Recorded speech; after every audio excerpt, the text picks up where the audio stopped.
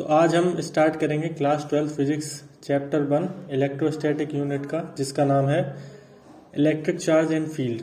तो हम सबसे पहले एक बेसिक डेफिनेशन से स्टार्ट करेंगे। चार्ज क्या होता है? It is the physical property of matter that cause charge matter to experience a force when placed in an electromagnetic field. जब किसी कोई चार्ज पार्टिकल है, अगर उसे इलेक्ट्रोमैग्नेटिक फील्ड में रखा जाएगा तो ये चार्ज मैटर एक फोर्स एक्सपीरियंस करेगा उस प्रॉपर्टी की वजह से, जिसे हम चार्ज कहते हैं। ठीक है। अब चार्ज पॉजिटिव भी हो सकता है, नेगेटिव भी हो सकता है। ऐसा यूनिट जो चार्ज की होती है कूलम, और सीजीएस सिस्टम में ये होती है स्टेट कूलम।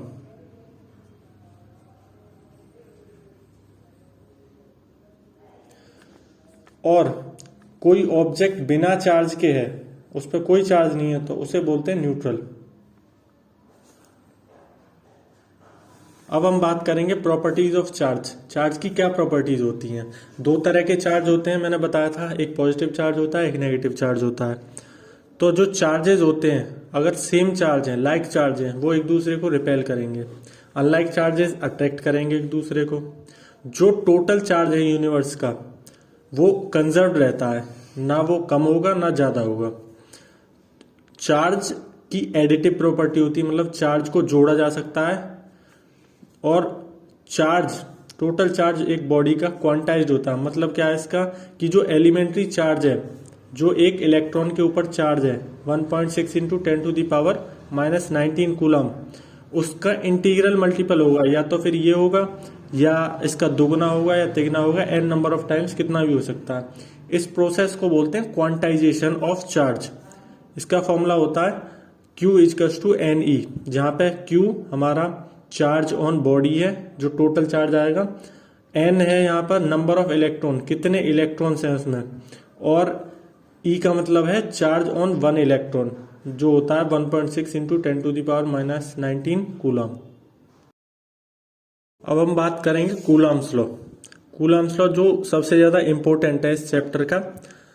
जो अगर दो चार्ज हैं Q1 और Q2, वो किसी डिस्टेंस से सेपरेटेड है, मान लो उनके बीच में डिस्टेंस है R, तो उनके दोनों चार्जेस के बीच में जो फोर्स ऑफ अट्रैक्शन होगा या फोर्स ऑफ रिपल्सन होगा, वो डायरेक्टली प्रोपोर्शनल होता है उन चार्जेस के प्रोडक्ट के बराबर, और इनवर्सली प्रोपोर्शनल होता है उनके बीच में जो डिस्टेंस है R, उसके स्क्वायर के।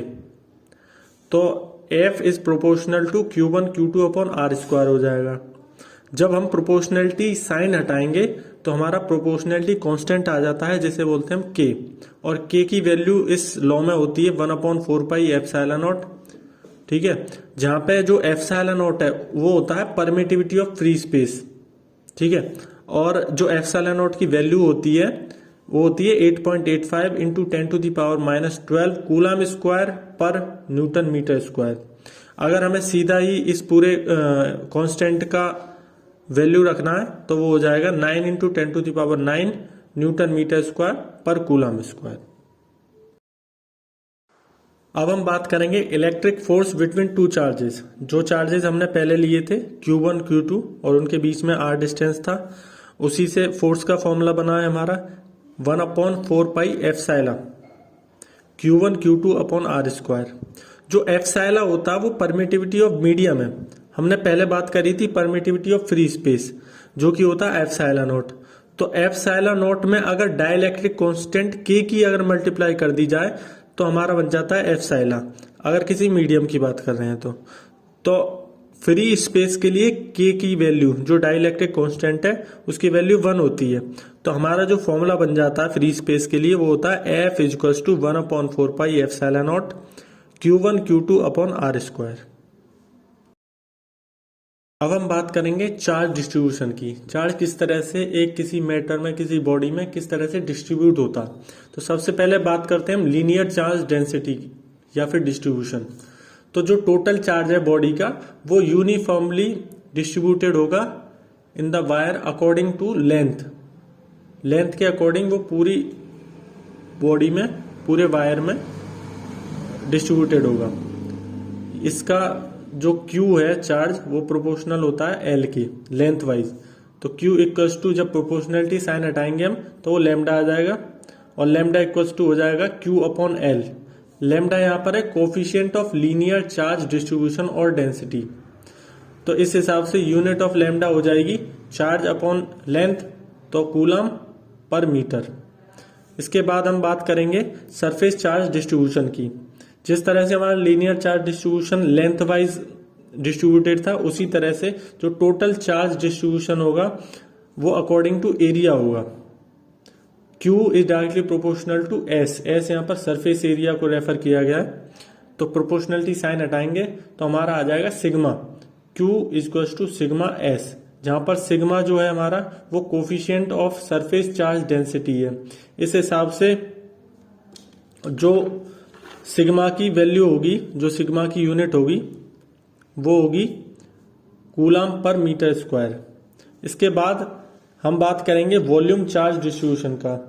जिस तरह से लीनियर चार्ज डिस्ट्रीब्यूशन और सरफेस चार्ज डिस्ट्रीब्यूशन था, उसी तरह से वॉल्यूम चार्ज डिस्ट्रीब्यूशन, इसमें जो चार्ज है टोटल चार्ज वो डिस्ट्रीब्यूटेड होता है अकॉर्डिंग टू वॉल्यूम पूरी बॉडी में। इसे बोलते हैं वॉल्यूम चार्ज डिस्ट्रीब्यूशन।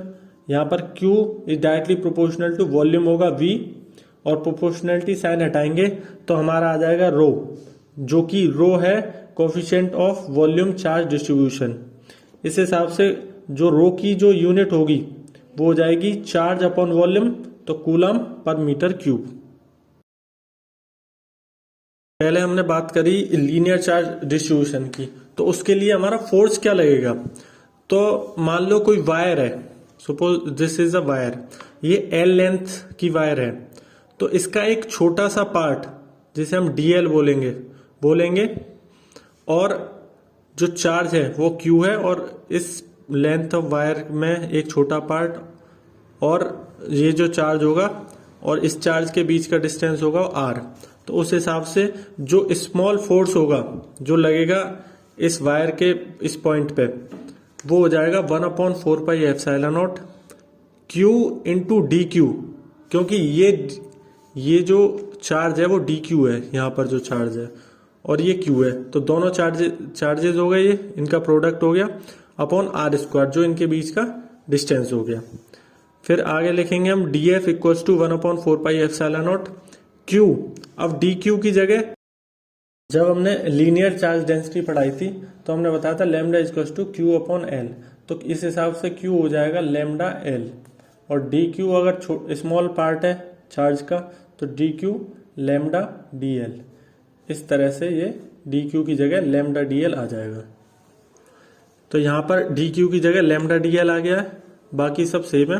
उसके बाद जब इसका इंटीग्रेशन करेंगे स्मॉल पार्ट, ऐसे ही DF DA बहुत सारे जो फोर्स होंगे उनका इंटीग्रेशन F हो जाएगा, और Q अपॉन 4πε0 R² और इंटीग्रेशन ऑफ लैम्डा DL। ये हो गया हमारा force for the linear charge distribution. इसी तरीके से जो फोर्स होगा हमारा सरफेस चार्ज डिस्ट्रीब्यूशन के लिए भी होगा, Q अपॉन 4πε0 R², और इंटीग्रेशन का साइन है ये सिग्मा DS, ऐसे यहाँ पर सरफेस एरिया के लिए डिनोट किया गया है। इसी तरह से force for volume charge distribution होगा F equals to Q upon 4πε0 R², और ये इंटीग्रेशन रो dV। ठीक है, अब हम बात करेंगे इलेक्ट्रिक फील्ड की। तो इलेक्ट्रिक फील्ड होता क्या है, कोई अगर चार्ज पार्टिकल है उसके अराउंड जो फील्ड होगा उसे बोलते हैं इलेक्ट्रिक फील्ड, जिसमें कोई दूसरा चार्ज पार्टिकल एक इलेक्ट्रिक फोर्स एक्सपीरियंस करता है। F इक्वल्स टू QE, तो E की वैल्यू हो गई फोर्स अपॉन चार्ज। तो इस हिसाब से हम दूसरी डेफिनेशन दे सकते हैं इलेक्ट्रिक फील्ड की कि it is the ratio of force experience by the charge particle and magnitude of charge particle. और इस फॉर्मूले की जो डायमेंशन होगी E की इलेक्ट्रिक फील्ड की, वो हो जाएगी फोर्स अपॉन चार्ज, यानी फोर्स की होती है MLT-2 और चार्ज की होती है AT। तो जब ये A और T ऊपर जाएंगे तो ये T-3 हो जाएगा MLT-3, और ए इनवर्स। अब हम देखेंगे electric field due two point charge. तो ये हमारा क्यू नॉट एक पॉइंट चार्ज है, ये कोई दूसरा चार्ज है, उन दोनों के बीच में डिस्टेंस आर है, तो ये पॉइंट चार्ज है हमारा। तो charge Q not is kept in the electric field of charge Q. ये क्यू नॉट चार्ज क्यू के इलेक्ट्रिक फील्ड में रखा हुआ। तो अब इलेक्ट्रिक फोर्स जो एक्सपीरियंस करेगा ये चार्ज क्यू नॉट, वो हम निकालेंगे F equals to 1/4 pi epsilon naught Q into Q naught upon R square. तो हमें पता है force equals to Q E होता है, तो ये जो चार्ज होगा वो क्यू नॉट ई हो जाएगा equals to 1/4 pi epsilon naught Q naught upon R square. इधर क्यू नॉट है, इधर क्यू नॉट है, कैंसिल आउट हो जाएगा, हमारा बचेगा E equals to 1/4 pi epsilon naught Q upon R square, और ये हमारा फॉर्मूला होता है इलेक्ट्रिक फील्ड का।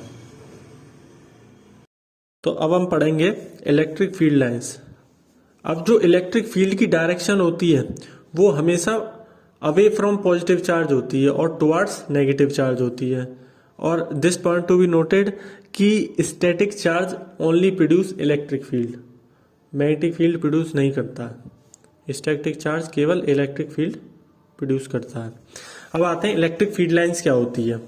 ये इमेजिनरी पाथ है एक इलेक्ट्रिक फील्ड में जिन पर एक पॉजिटिव चार्ज ट्रेवल करता है। जैसे ये पॉजिटिव चार्ज है, इससे अवे जा रही है इलेक्ट्रिक फील्ड लाइंस, ये नेगेटिव चार्ज है, इसकी तरफ आ रही है ये फील्ड लाइंस।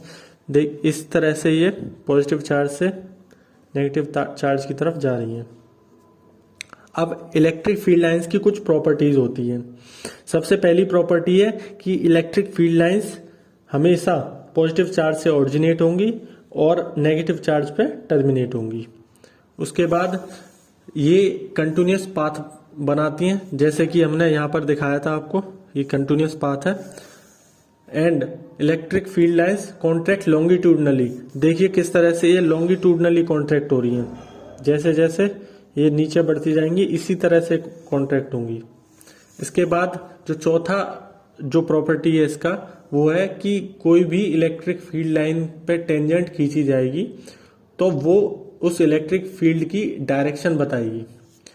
तो इस हिसाब से अगर दो इलेक्ट्रिक फील्ड लाइन कभी एक दूसरे को इंटरसेक्ट नहीं करेंगी, क्यों? क्योंकि अगर इंटरसेक्शन पॉइंट पर दो टेंजेंट बन जाएंगी और अगर दो टेंजेंट बन गई तो वो दो इलेक्ट्रिक फील्ड को शो करेंगी, दो डायरेक्शन दिखाएंगी इलेक्ट्रिक फील्ड की, जो कि इम्पॉसिबल है। छठा पॉइंट इसका है कि रेयर जो दूर वाली जो इलेक्ट्रिक फील्ड लाइन है वो वीक इलेक्ट्रिक फील्ड दिखाएंगी, और जो डेंसर है जो पास वाली इलेक्ट्रिक फील्ड लाइन है वो स्ट्रॉन्ग इलेक्ट्रिक फील्ड दिखाएंगी। उसके बाद इलेक्ट्रिक फील्ड लाइन जो इक्वल डिस्टेंस पे है वो यूनिफॉर्म इलेक्ट्रिक फील्ड दिखाती हैं, और जो electric field line unequal distance पे है वो नॉन यूनिफॉर्म इलेक्ट्रिक फील्ड दिखाती हैं। अब बात करेंगे हम इलेक्ट्रिक डाइपोल की। इलेक्ट्रिक डाइपोल होता क्या है? जब कोई दो चार्ज जो कि इक्वल हैं मैग्नीट्यूड में पर अपोजिट हैं उनके साइन, अगर separated by some finite distance, उसे बोलते हैं इलेक्ट्रिक डाइपोल। जैसे इनका जो मैग्नीट्यूड है वो क्यू क्यू है, बट इनके जो साइन है ये पॉजिटिव है ये नेगेटिव है, तो equal but opposite charges separated by some distance जो कि है 2l, इनके बीच का डिस्टेंस है 2l, तो इसे बोलते हैं इलेक्ट्रिक डाइपोल। अब इसी हिसाब से आइडियल डाइपोल होता है एक। आइडियल वैसे कुछ होता नहीं है, ये एक रेफरेंस के तौर पे लिया जाता है फिजिक्स केमिस्ट्री में ऑलवेज, कि आइडियल होती है कोई चीज तो उसके रेफरेंस में हम आइडियल लेते हैं। तो आइडियल डाइपोल होता क्या है कि कोई दो इक्वल और अपोजिट चार्ज हैं बट वो separated by infinitely small distance, मतलब ये जो डिस्टेंस है वो बहुत ज्यादा कम हो जाए, इनफाइनाइटली स्मॉल हो जाए, उस केस में ये आइडियल डाइपोल होगी। आइडियल कुछ होता नहीं है वैसे। Then electric dipole is ideal dipole. इसके बाद आता है electric dipole movement. Electric dipole movement क्या होता है?